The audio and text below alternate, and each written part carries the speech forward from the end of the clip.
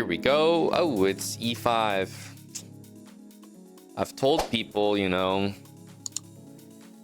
careful when you play e5. Let's see. This looks like maybe a slightly, but I'm not sure. Maybe a slightly better version.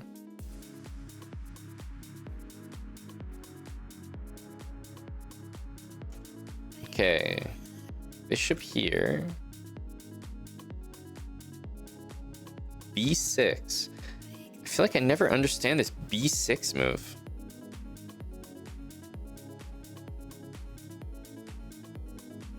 I don't know. Could be some stuff with this, but just keep it simple and develop, I think.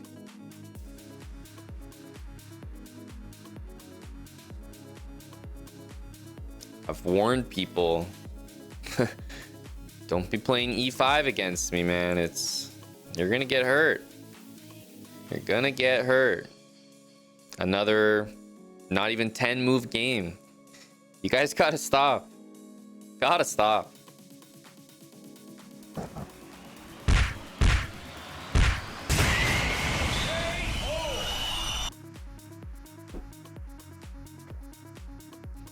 Every time we see it. I mean, these guys don't even last 10 moves. What are you doing, man? That's right, Mr. PH. Where's that person? Someone yesterday was like, dude, I'm so scared of playing e5. I'm like, what are you scared about, man? We win in like 10 moves. My average length of the game against e5 is probably like 8 or 9 moves. On to the next one. I mean, sure, we don't get to see much of the Zukertort, but you got to be approaching this as, look, you either get your opening or you get e5 and you win in 10 moves. So I'll take that trade.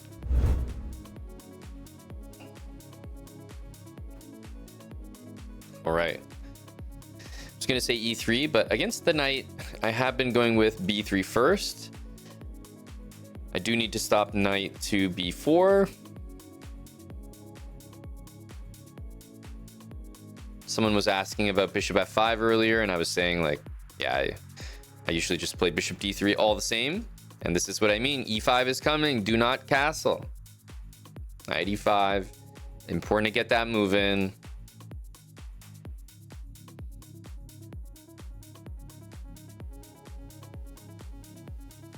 Obviously, our game would be way better, like much more enjoyable with the bishop on d3.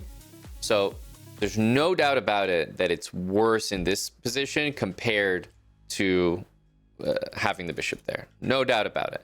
And if our opponent had played h6, you can see f6 would be pretty bad. So everything is lining up to be like the best version of this position for black as possible. And even still, I still kind of like it for us here. So what we're gonna do, we need to make a trade. Only other move to really consider is this.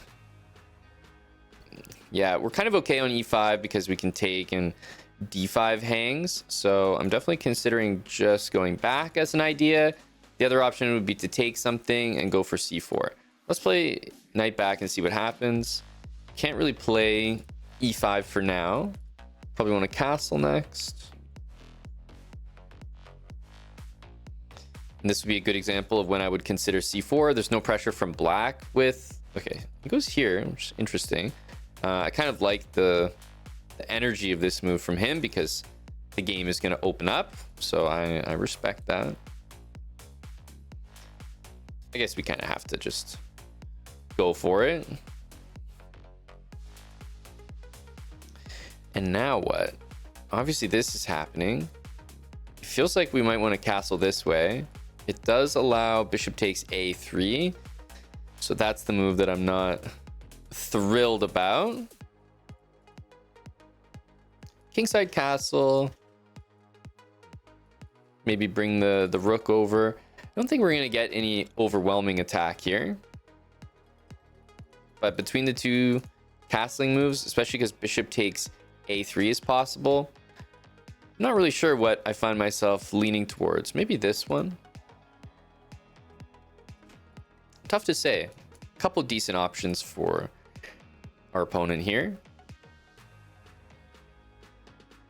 Would be nice to leave the go here. Would be nice to leave the queens on the board and get some attack going, but I don't really know what's gonna make the most sense here. So yeah, knight f6 definitely. I think no move other than knight f6 is correct here. In an effort to keep the queens on, we're definitely going to take a unpleasant position. This one could also be quite good. Taking immediately looks like a move that you just don't want to play. So queen here walks into that. Probably got to play what, this? Although this was actually a6. So that move actually looks pretty damn strong. Wow. Yeah, I don't think this move can be played. I actually think we got to take it. Gotta go here and go here. Mainly because I didn't like taking with the pawn on c4. So feels like trying to keep these queens on is what we want, and yet somehow we're getting mated. Okay, at least we can breathe a little bit with knight e5. He should probably be at least a little bit careful.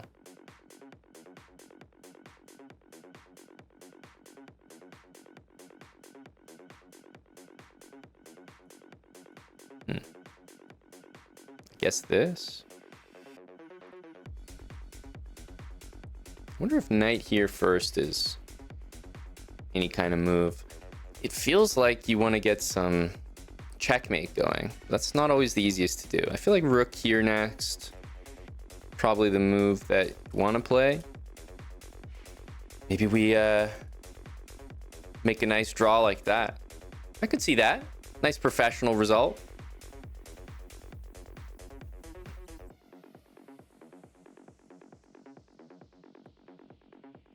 All right, let's see what we can do. Not much time here.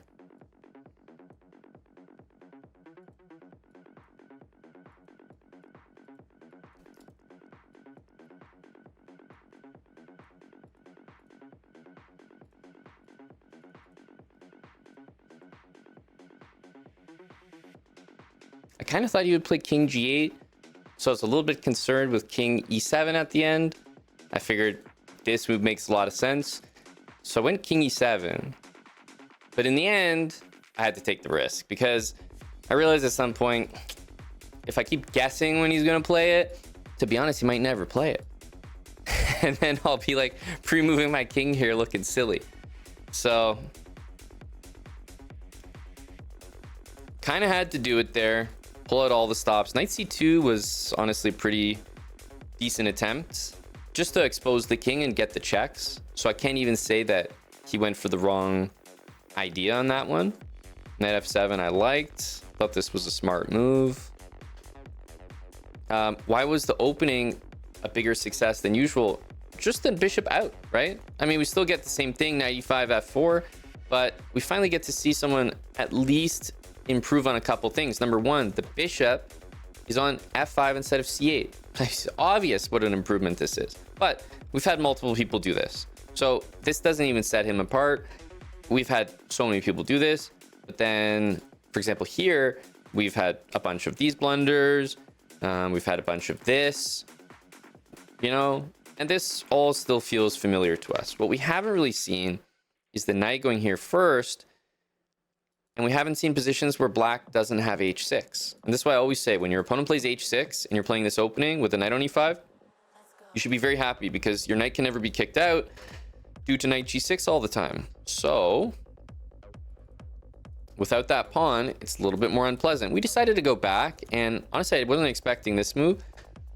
Pretty reasonable move to make it very interesting. Blunders a pawn, but I mean, not blunders. I think he did it intentionally, so a lot of compensation. The other one we could do is like this, and then castle in, honestly, in either direction here, because again, it looks to me like e5 can't be played because of this. We could play c4 next, maybe queenside castle and go for a pawn storm, and this is still tough to achieve because of d5. So maybe that's what we should have gone with, but I can't say I was upset with this. Why did we not take on a3? Well, it's check. And knight b6 is a great move. So I really like this move from my opponent there. And I think black just holds a nice advantage there after that. And yeah, probably just the wrong move order here. Castling, it looks like, is replaced by sort of a stronger idea, knight c4 and then castle. Because then, you know, we got the open bishop, a3 is covered. You just have to blunder your e-pawn and go for the counterplay as a result. That makes a little bit more sense. So yeah, this is why his position worked out. Didn't have h6, did have the bishop, and wasn't tempted to take. Instead, brought the knight back immediately. And even still, white slightly better. You can see how the position for black is actually playable for once, for the first time. You know, it's almost like no one's ever got a playable position until about 1600. So first one that's playable. And this is why I say, whenever you're facing the stone wall, even the London gets this, the Zukertort, when there's a knight in the middle supported by these pawns, the worst move you can have in defense is h6, because then you can never remove the knight. It's painful. Okay, we see b3, which at least allows us to get some moves going here. That bishop move does not look very good at all. I'll take with the queen so we can still get our pieces out the way that we want to here. He takes, which means at least we get a decent kind of attack going here.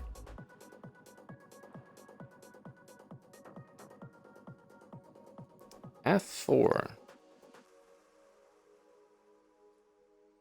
Interesting.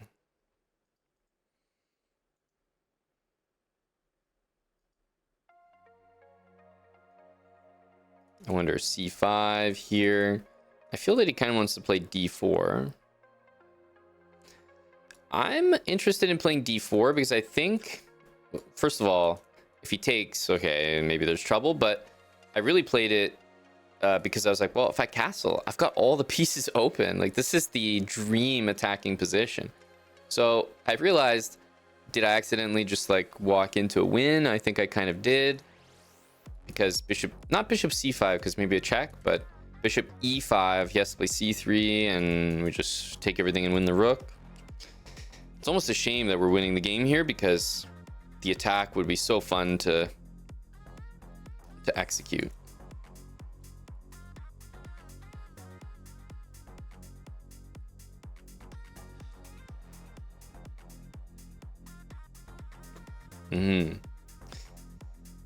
Well, I mean, even this move is not much of a threat, but I suppose we'll get our queen the heck out of there.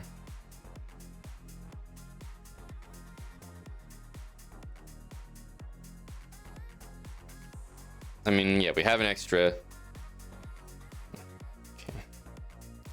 This guy's making some very fast moves. These always a hilarious combo. Fast moves into resignation.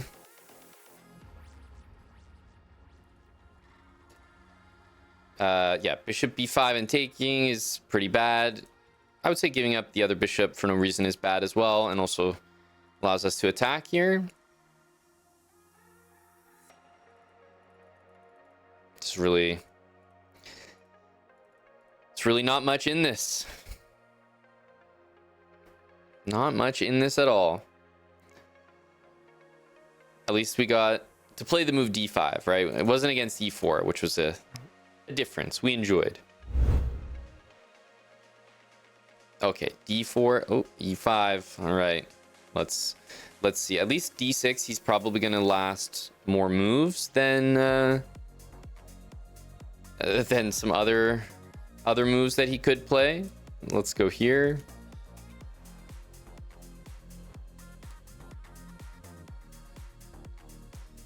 g5.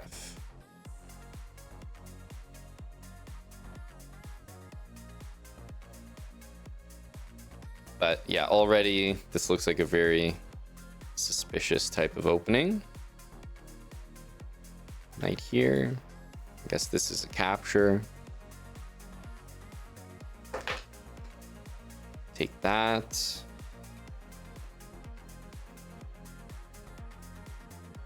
Yeah, taking here, I think knight f3 just makes good sense. Goes here. I feel like taking once again is pretty good, but let's play the natural e4 to try to gain some time.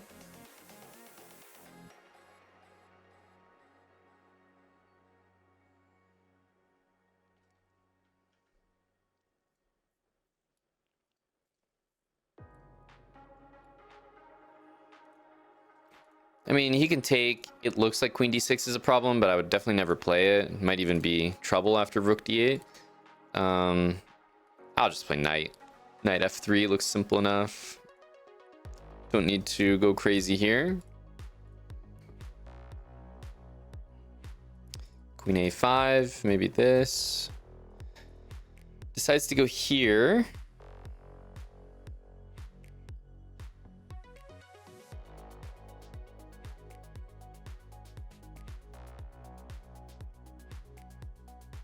We can go bishop d3, but this pawn does not look like it's that important to defend.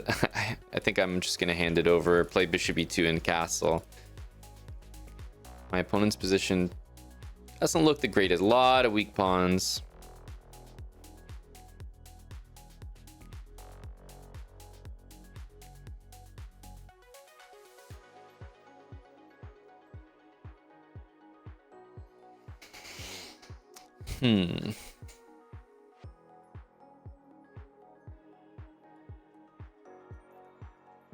A rook to the middle, perhaps. Knight here. Doesn't look like it really stops anything with bringing the rooks to the middle, so let's do that.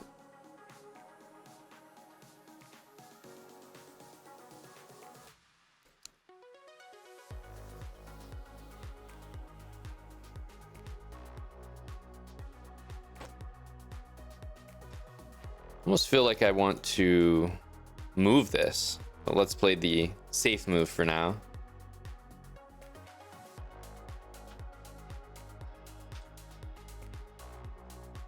So yeah, but again, the e5 move just hasn't really paid off. It's just a really bad pawn structure. Also, let's not forget down a pawn as well. Doesn't appear to be a lot of good stuff about this.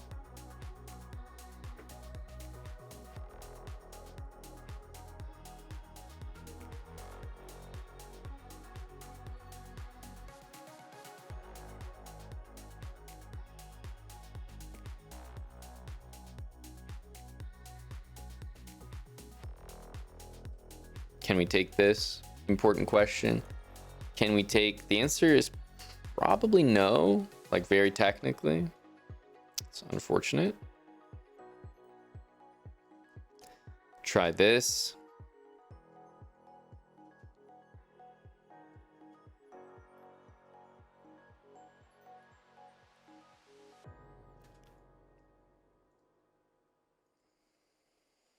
I mean, knight here, rook there.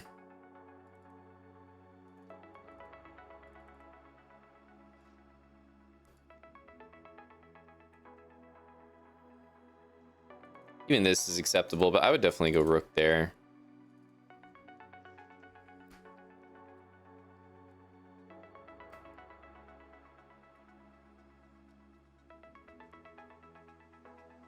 Makes perfect sense. A6 is coming. I think we have queen. Looks like a fairly sketchy move here. I guess there's bishop takes c2, so we have to be a little bit careful. Yeah, I guess if there's bishop c2, I'll play here because it looks pretty safe. Black should definitely take this, though, I think.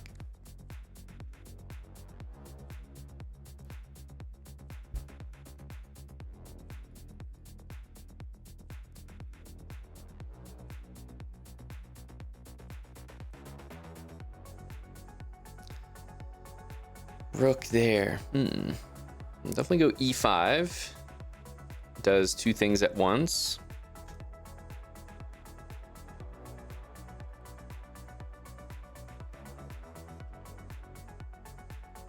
Just defend that.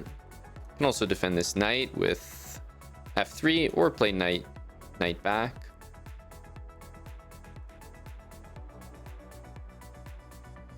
GG to Kim.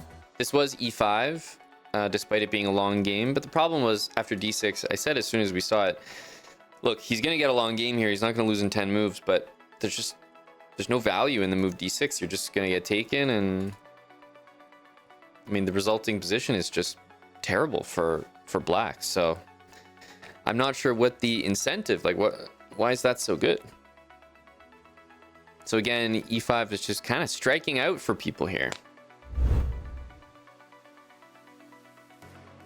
d4. All right, we actually see it, and we don't really like. I'm gonna go here because I'm trying to stop e4, but as you can imagine, quite difficult to prevent your opponent from going here when you just don't have, you know, not able to get there in time.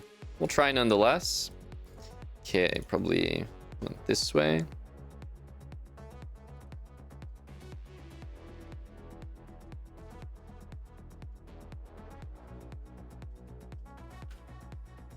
Guess e6.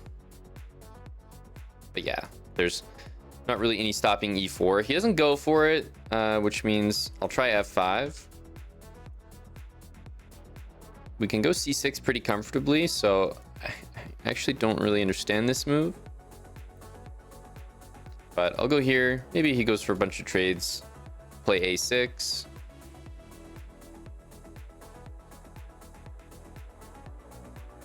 I think c5 makes a lot of sense, but we'll play it after b5 so that we have a very, very good chance of winning the queen here.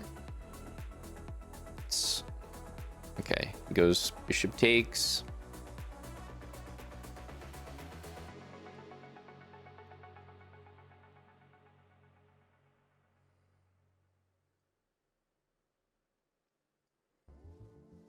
But yeah, the opening was already a pretty big success.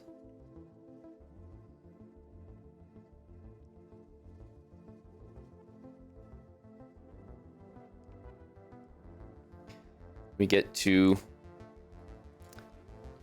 I think we get to play a rather funny looking tactic.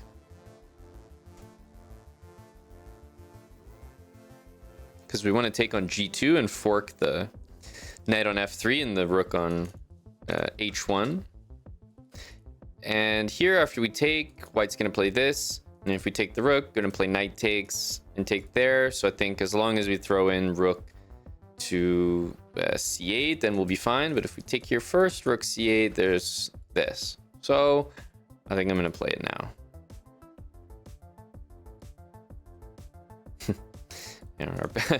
He didn't expect me to win his queen from playing bishop from his f1 square to a6. He did not expect that one.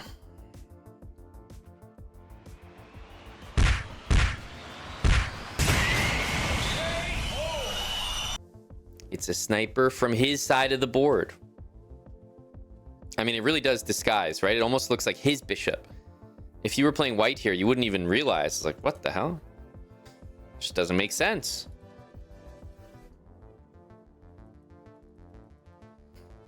Okay, with knight c3 and bishop g5, he's doing everything to play e4. So he definitely should have played it now, I think.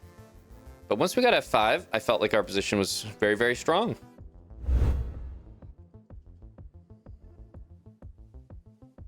Okay, we got d4.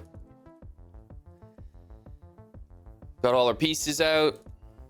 Let's go with the b3 move.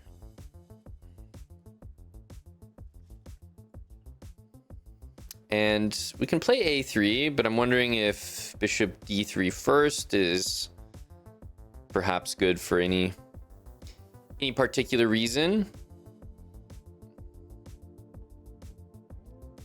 I don't know. I think we'll just keep it safe with a3. Bishop d3, and I think most of this stuff is familiar.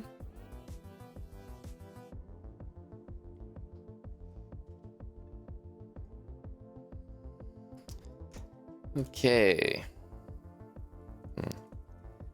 Feels like we need to watch that square there. I'm a little bit happy he didn't play this one because looks like a way to kind of prevent me. Again, if I had the bishop, it'd be a little bit better. So credit to the 1600s for getting the bishop out and actually taking. It does make a difference. I'm trying to play this before he plays queen there. We do have knight b4 covered this time, which is helpful, but there's still going to be some big pressure on the c pawn here. Gotta get castled even before you play f4. Like, I can't be out here with my king in the center for that long. Let's go f4 now, though. That makes sense. Let's see what he's gonna play here. Bishop back. So we can see, you know, he's kind of planning knight takes e5 and maybe even knight takes e4. Or sorry, knight to e4 after that as a reaction. I think I'm going to play rook f2. I really like the rook on f2 as like a multi-purpose piece, but realizing that you know, its multi-purposeness may be exposed by knight g4. I was actually not even thinking about knight g4 as a move because you would never really play it, but in this particular position, I think it would actually be quite annoying. This is more like how I was expecting the game to go, and we've had another game that went exactly like this. So I just kind of routinely played rook there, and he does go for f6. Pretty much always got to take that. And ooh, I was going to play this, but got to give some thought to knight g5, although it looks like not rook there, but rather knight there has everything covered. So yeah, I think we just switch our rooks to the e pawn.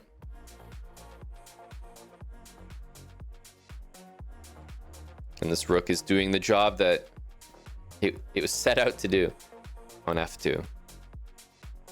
It's just a little bit tougher when you don't have that light squared bishop. Your c pawn really does need some attention, and this bishop on b2 is not really part of the game just yet.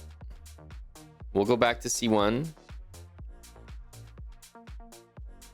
Okay, he's really asking for knight g5. It does look playable. I don't know if it's like the best move or not, but it's playable. In my opinion, it looks a little bit too risky.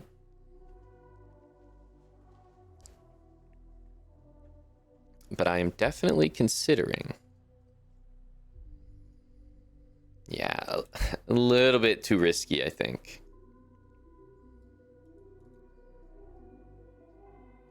Here, I definitely expect knight f8.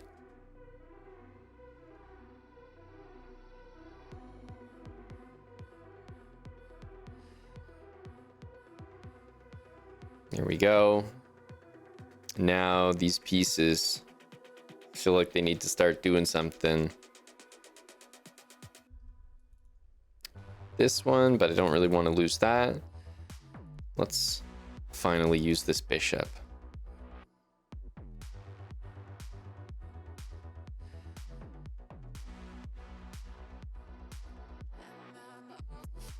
This pawn is hit here, but I think we might be at the stage where we're kind of, you know, we're past the sort of the opening middle game. We got a weak pawn here that we're targeting, but takes and takes. Doesn't feel like it does just enough. We do drop the c pawn at the end of that, so instead I'll start with this. Might miss that. I still feel like I don't want to do this because c4 hangs, but I'm thinking about it. I'm preparing myself. h6 looks like a normal move for him, yeah. Well, it was what I said, that he would miss bishop a3 being defended. It was previously hanging, but after c4 we defended it with our queen on d3, so unfortunately, as expected for our guy here. Save our bishop, and that's GG. Again, playing some higher rated players, they're putting some more pressure on our position. 95, trying to make it work, but this one after knight g4 would have been particularly bad. So what you're going to feel is a lot more temptation to play c3 or c4 when the bishop's not there, just because, I mean, how else do you defend that pawn? You got to start playing moves like rook c1, right? Like rook c1 does make some sense. But we got a lot of pieces over here, and we want them to be over here. So it's not the easiest. At some point, you will probably need to play c4. Rook f2 is a great move, but in this particular case, knight g4 with tempo would win that pawn, and that would be devastating. So our opponent did miss a moment there. And yeah, there is c takes d3, but with a pawn on c5 already, I would almost always take with the queen and still go for this. So yeah, minus rook f2, I would probably go rook c1 and still wait for him to take and take with the f pawn and kind of play as we did there. Okay, whoa, that was a quick response. Go e3 against c6. Feel a little bit more, I guess a little bit more empowered to just go bishop d3 first.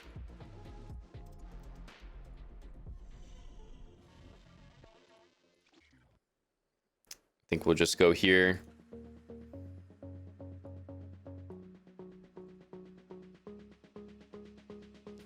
We have this move always. So yeah, we've actually played a game like this before where I happily took with the king on d2. And we'll see how it plays out for our opponent here. I definitely like the very aggressive kind of gameplay here with g4, g5.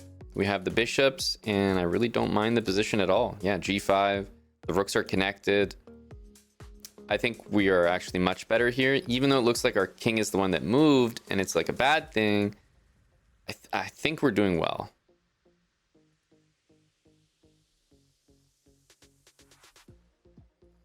I was actually going to take here, but pawn takes on f6, I think just wins the game. Even this looks really good for us, though. But yeah, I think this is just over.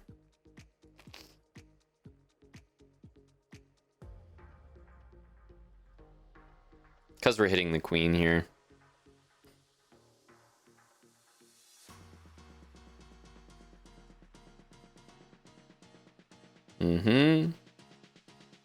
And I guess for safety, we can just bring our king back now, but it's honestly, it's not really even necessary.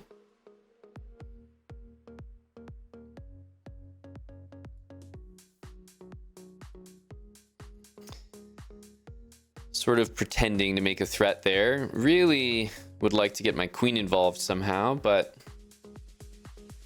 I'm not really sure the best way to do that. Knight h5 we're sort of waiting for.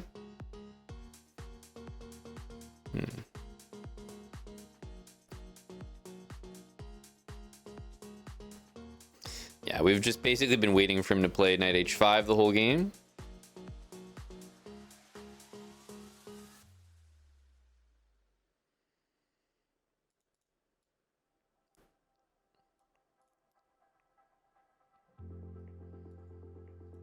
We'll just cover that pawn, but yeah, we have two extra bishops. This is not a tough spot to be in.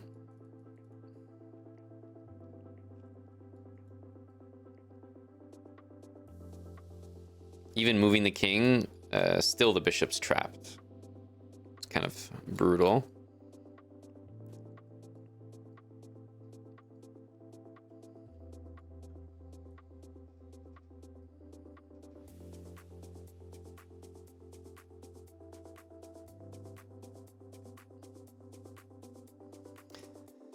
Guess this is probably the way to conclude here.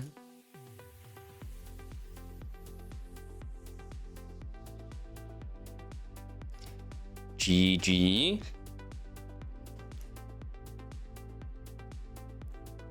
I think this is a great example. We've had this position a few times now. When people go for this double pin, I do not care about him taking here and giving me double pawns.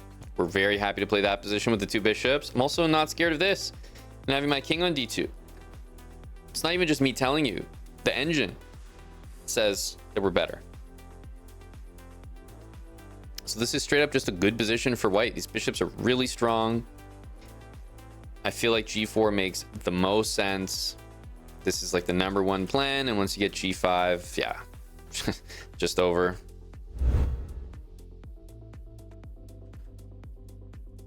Okay, let's try to play e6 so that we can play d5. We don't get to start with d5, but as you can see, we've pretty much transposed. And yeah, this is pretty much what we want. Okay, well, we've definitely got our position here. Got to be very careful of this square.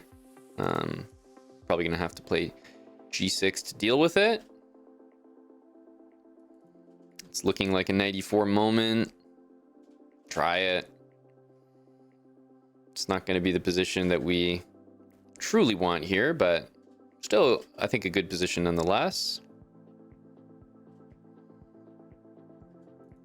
Yeah, I'm really expecting that this might happen. What happens if we go here?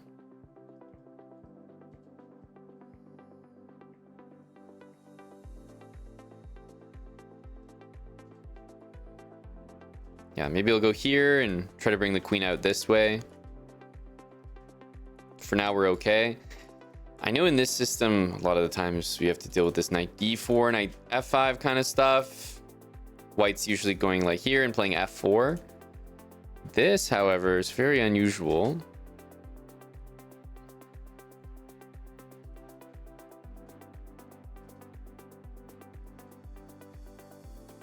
Well, we'll support the knight, and I feel like if we start seeing stuff like that, I mean, it's queen h3, knight g4 for checkmate, basically.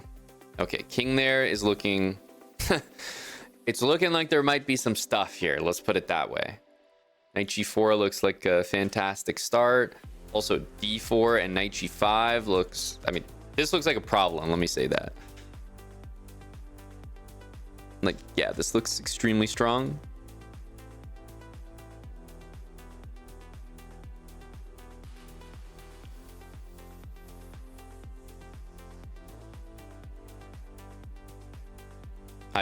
Yeah, after king g2, there's nothing that's going to stop me from opening up that bishop. I mean, this is a dream attack, right?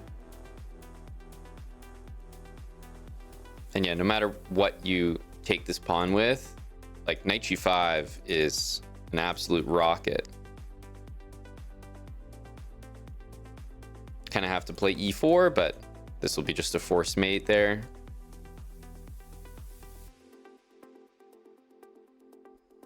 There is knight d2. Of course, it's crushing, but I have a feeling that this just leads to literally mate as opposed to just winning absolutely every bit of material. So I definitely prefer just securing the mate rather than potentially winning the queen there. GG.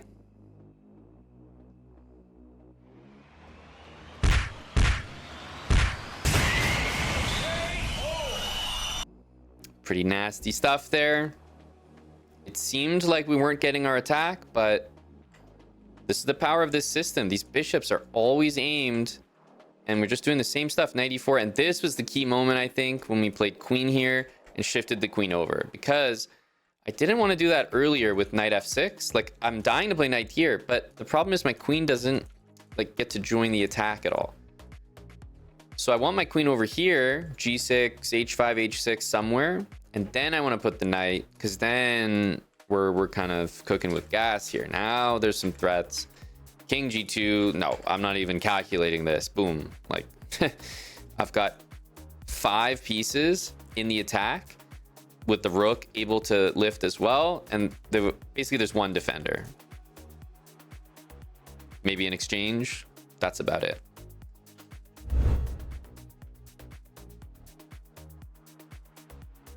We get d4, knight f3, e3. So this is very, very standard for us.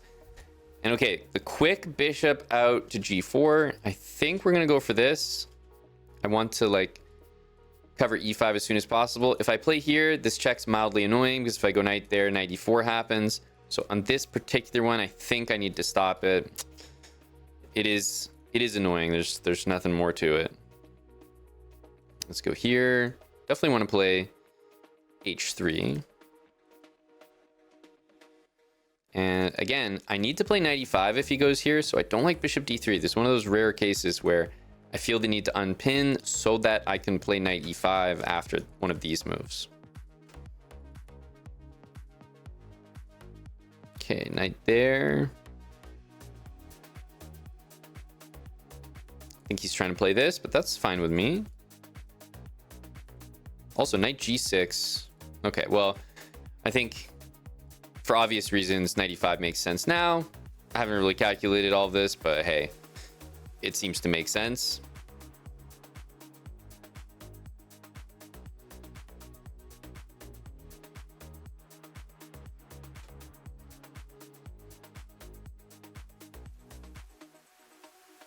Okay, doesn't want to play there. We can definitely understand why. We probably would have taken rook d1. I like rook d1 now just as an idea. My first thought is like knight e4 and knight f6. I mean, is it like crazy enough that it might work? Possible. I think still might be overextending a little bit by playing it. So let's start with maybe a queen move that looks useful. But believe me, I'm definitely on the knight e4 train right now. Sigma squared, 100% correct you are. Pawn on e5, queen here is a combo that you need to be looking out for. Knight e4 should be very strong now. We're threatening this, but that's really like the fake threat. We're really just interested in getting the knight in here. And interesting that h5 is played because I don't think this really helps out the situation. In fact, it might just make it worse. Knight here, and if this knight ever goes to f5, we're booting it out with g4, so I don't think it can stay there, which means I feel that we're very, very close to a checkmate. Yeah, I think we might be there. After this and pawn takes, I'm just not seeing how you keep this square controlled. You have to play knight there, but okay, I was gonna say g4 is good, but obviously e4 just as good. Everything is completely crushing here. Maybe e4 is worse because it allows black to lose the queen, whereas this, does it just win like outright? I'm not sure. King h7 is kind of the only defense. I'm going to do this one because I really like that it makes way for bishop c1, and that plays directly against this. And the only defense I can see is king h7. So I think this is the best move because this one we could like take and just go bishop c1 and win the game. So always nice to hit the milestone on a nice attack as well, where we really showcase the benefits and strengths of this system. And we get to see a very key bishop e2 moment. I am not that interested in this, mainly because e5 can be played. So I want to make sure we're doing this, and then if this was played to support that, we would do this. And yeah, pawn on e5, queen on g4 when there's no knight on f6 possible. It's a great combination. GG.